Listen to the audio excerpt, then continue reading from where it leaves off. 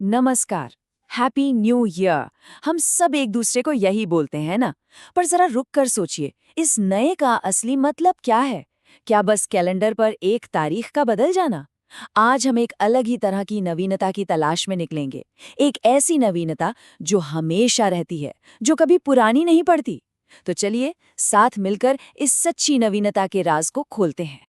तो आज हम कहाँ जाने वाले हैं? देखिए, हमारा रास्ता बिल्कुल साफ है। सबसे पहले तो हम ये समझेंगे कि जिसे हम नया कहते हैं वो असल में एक भ्रम कैसे है। फिर हम 3 बहुत ही शक्तिशाली प्रार्थनाओं में उतरेंगे जो हमें एक गहरी समझ देंगी। और आखिर में हम उस परम लक्ष्य को जानेंगे और देखेंगे कि रोजमर्रा की जिंदगी में हम उस तक कैसे पहुंच सकते हैं। तो चलिए सबसे पहले अपने ही आइडिया को खरीदते हैं। जब हम कहते हैं नया, तो दिमाग में क्या आता है? एक नई गाड़ी, एक नया घर, है ना? पर एक बात बताइए, क्या ये चीजें हमेशा नई रहती हैं? नहीं ना। तो क्या ये नवीनता, ये न्यूनेस बस एक धोखा है जो वक्त के साथ फीका पड़ जाता है? यहाँ पर बात एकदम साफ हो जाती है। देखिए, 2 तरह की नई चीजें होती हैं।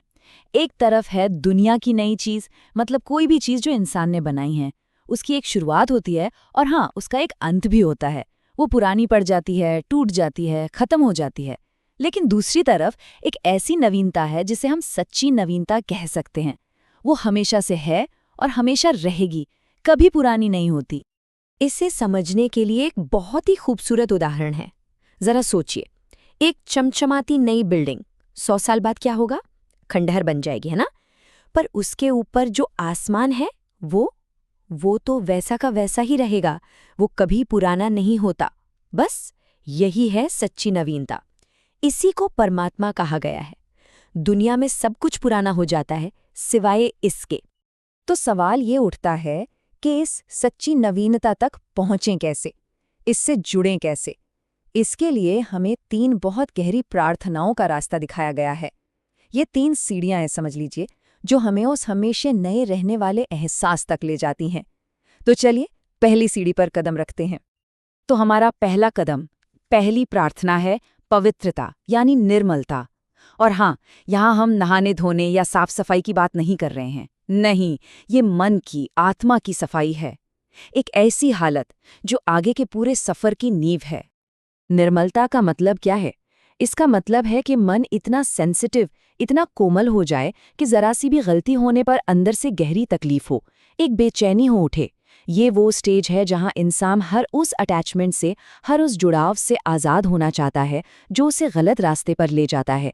क्योंकि देखिए, हर गलत काम की जड़ में कहीं न कहीं कोई लगाव ही तो छिपा होता है।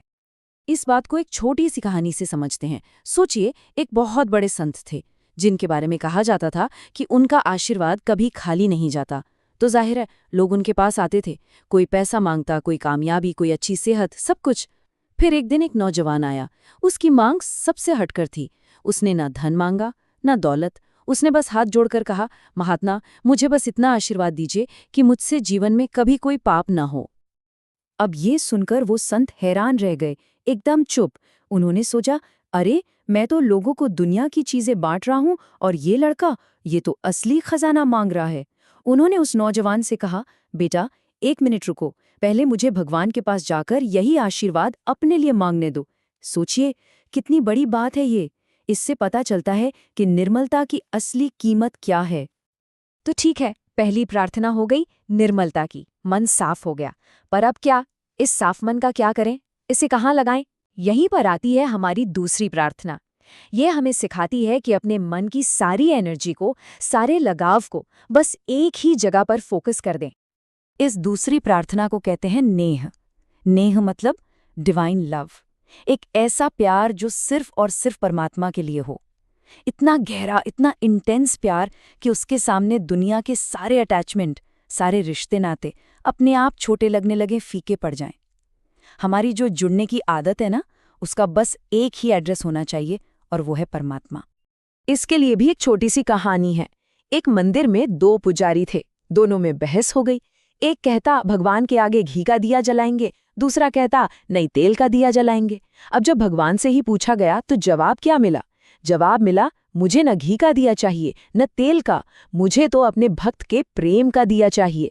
मतलब साफ है, ऊपर वाले को हमारी चीजों से नहीं, हमारी सच्ची भावना से मतलब है। अच्छा, तो हमने निर्मलता को समझा और दिव्य प्रेम को भी जान लिया। ये दोनों कदम मिलकर हमें हमारी मंजिल तक ले जाते हैं। ये हमारी यात्रा का अल्टीमेट गोल है, एक ऐसी अवस्था जहां सब कुछ एक हो जाता है, कोई फर्क नहीं बचता। इस मंजिल का नाम है निर्विकल्पता। थोड़ा मुश्किल शब्द है पर मतलब सीधा है। निर्विकल्पता मतलब no thought no opinion state. एक ऐसी अवस्था जहां मन में कोई विचार नहीं, कोई सही गलत का फैसला नहीं। मैं और तुम का जो फर्क है वो मिट जाता है। मन एकदम शांत, और जो बचता है वो है सिर्फ प्योर कॉन्शियसनेस, शुद्ध चेतना। बस यही वो जगह है जहां आत्मा और परमात्मा एक हो जाते हैं। ठीक है, लक्ष्य तो बहुत बड़ा है, बहुत ऊंचा है, पर सवाल ये है कि वहां तक पहुंचने का प्रैक्टिकल तरीका क्या है? रोजमर्रा की जिंदगी में हम ऐसा क्या करें? तो इसके लिए हमें 3 बहुत ही प्रैक्टिकल प्रिंसिपल्स, 3 सिद्धांत बताए गए हैं। ये 3 आदतें हैं जिन्हें हम अपना सकते हैं। पहला सिद्धांत, और ये बहुत पावरफुल है, ये कहता है जो भी हो रहा है वो बराबर है, अच्छा या बुरा नहीं, बस बराबर है। सोचिए, जैसे ही हम किसी चीज़ पर अच्छा का लेबल लगाते हैं हमें उससे लगाव हो जाता है, और जैसे ही बुरा का लेबल लगाते हैं उससे नफरत हो जाती है। लेकिन जब हम कहते हैं ठीक है, बराबर है, तो हम लगाव और नफरत दोनों से बच जाते हैं। ये है रैडिकल एक्सेप्टेंस। दूसरा सिद्धांत हमें हमारी असली पहचान बताता है। ये कहता है हम कर्ता नहीं हैं, हम करने वाले नहीं हैं, हम सिर्फ ज्ञाता हैं, जानने वाले। मतलब हमारे हाथ में कुछ करना है ही नहीं, हम तो बस जो हो रहा है उसे देख सकते हैं, उसे जान सकते हैं। ये सोचना कि मैंने ये किया, वो किया, ये बस एक वहम है। हमारी असलियत तो सिर्फ एक दर्शक की है। और अब तीसरा सिद्धांत, जो शायद सबसे खूबसूरत है, ये कहता है खुश रहने के लिए कोई वजह मत ढूंढो, बस खुश रहो। क्योंकि जानते हैं, जिस पल हम खुशी के लिए कोई रीजन, कोई वजह ढूंढते हैं, उसी पल दुख का दरवाजा खुल जाता है। अगर ये मिलेगा तो खुश होऊंगा, वो हो जाएगा तो खुश होऊंगा, नहीं। हमारा होना, हमारा एग्जिस्टेंस अपने आप में ही आनंद है। असली खुशी अनकंडीशनल होती है। तो अगर इन तीनों सिद्धांतों को जोड़कर देखें तो तस्वीर साफ हो जाती है। जब हम हर चीज को बराबर मानकर स्वीकार करते हैं तो हम अकर्ता बन जाते हैं, मतलब करने के भाव से मुक्त। जब हम समझते हैं कि हम सिर्फ जानने वाले हैं तो हम ज्ञाता और दृष्टा बन जाते हैं। और जब हम बिना वजह खुश रहते हैं तो हम साक्षी बन जाते हैं, बस देखने वाले। और ये तीनों भाव मिलकर हमें उसी मंजिल यानी निर्विकल्पता तक ले जाते हैं। तो आज की बात हम एक सवाल पर खत्म करते हैं। जरा सोचिए, क्या हो अगर इस साल को सच में नया बनाने का राज कुछ और ज्यादा करने में ना हो, कुछ और हासिल करने या कुछ और पाने में ना हो, बल्कि इसका राज कुछ न करने में हो, बस जो हो रहा है उसे वैसे ही स्वीकार कर लेने में, ये जानने में कि हम सिर्फ देखने वाले हैं और बिना किसी वजह के बस अपने होने के आनंद में रहने में। शायद यही सच्ची नवीनता की कला है।